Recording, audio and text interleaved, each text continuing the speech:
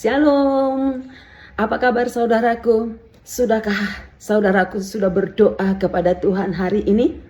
Firman ini mengingatkan kita tentang doa di dalam Lukas 18 ayat 1, di mana Tuhan memberikan suatu perumpamaan yang terdapat dalam Lukas 18 ayat 1. Yesus mengatakan suatu perumpamaan kepada mereka untuk menegaskan bahwa mereka harus selalu berdoa dengan tidak jemu-jemu. Harus selalu berdoa dengan tidak jemu-jemu. Perumpamaan yang diberikan Tuhan di mana ada seorang hakim yang lalim dan seorang janda yang selalu datang kepada hakim yang lalim ini, di mana dia menceritakan masalahnya, persoalannya dalam kehidupan yang dihadapi kepada seorang hakim yang lalim ini. Dan hakim ini pertama tidak menanggapinya, tetapi karena janda ini terus menerus setiap hari mungkin dia datang kepada hakim yang lalim ini menceritakan segala masalah dan persoalan yang dihadapinya.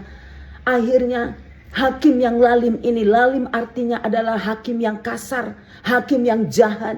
Akhirnya hakim yang lalim ini, yang jahat dan yang kasar ini berkata dalam hatinya, daripada saya diserang oleh seorang janda ini, lebih baguslah saya kabulkan apa yang menjadi masalah dan persoalan pergumulan dalam hidupnya.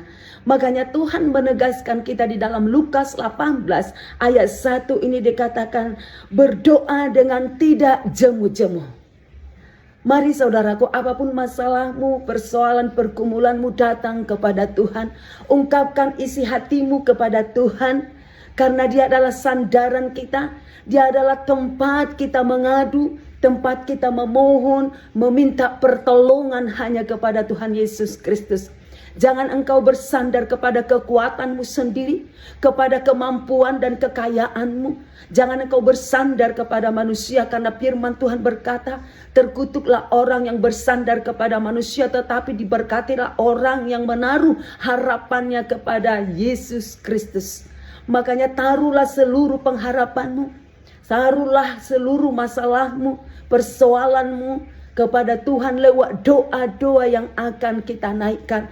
Makanya di dalam 1 Tesalonika 5 ayat 17 berkata, tetaplah berdoa. 1 Tesalonika 5 ayat 17 ini mengingatkan kita supaya kita terus datang berdoa kepada Tuhan. Tidak jemu-jemu seperti yang di Lukas 18 ayat pertama tadi. Jangan jemu-jemu datang berdoa. Maksudnya jangan kita jemu-jemu datang kepada Tuhan lewat doa kita. Harus ada pergaulan yang intim antara kita lewat doa-doa yang kita naikkan kepada Tuhan Yesus Kristus.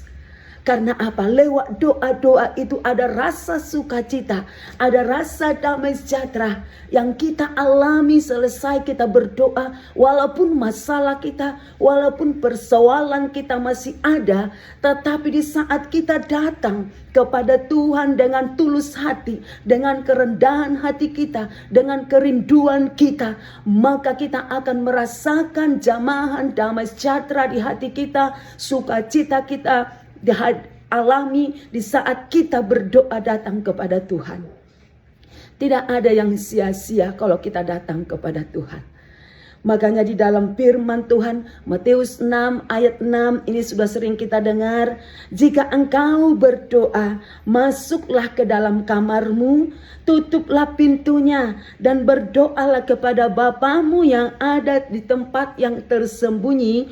Maka Bapamu yang melihat yang tersembunyi akan membalasnya kepadamu.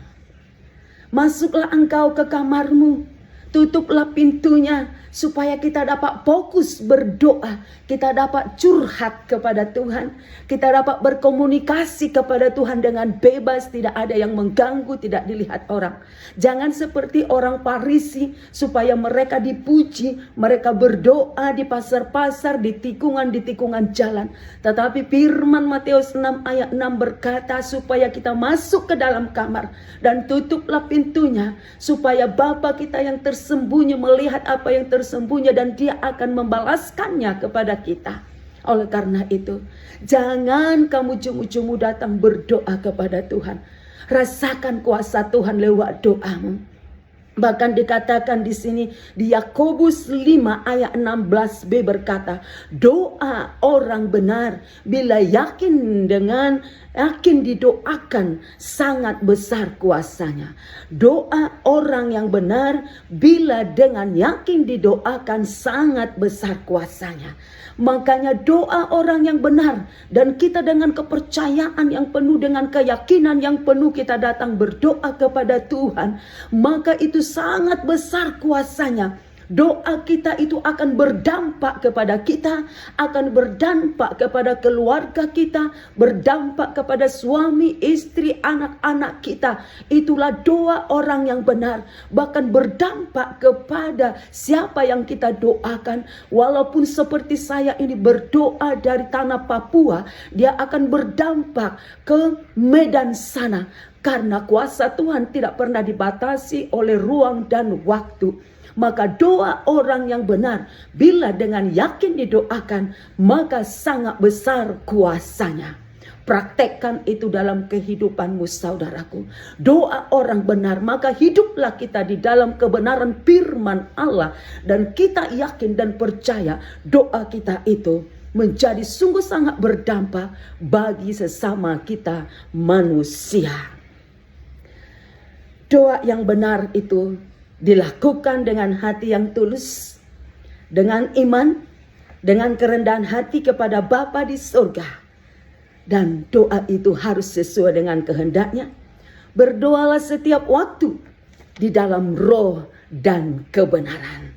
Puji Tuhan, saya mengingatkan saudara-saudaraku yang mengasihi Tuhan Yesus Kristus. Mari datang berdoa, duduk di kaki Tuhan, berseru kepadanya, menangis di hadapannya, bawa masalahmu, bawa pergumulanmu, apapun masalahmu, sakit penyakitmu, masalah suami, masalah istri, masalah anak-anak, masalah perekonomian, bagi Tuhan tidak ada yang mustahil. Tuhan sanggup menjawab, Tuhan sanggup menolong, Tuhan sanggup menyembuhkan engkau. Puji Tuhan, terima kasih. Tuhan Yesus Kristus memberkati saudara-saudaraku yang kukasihi. Amin.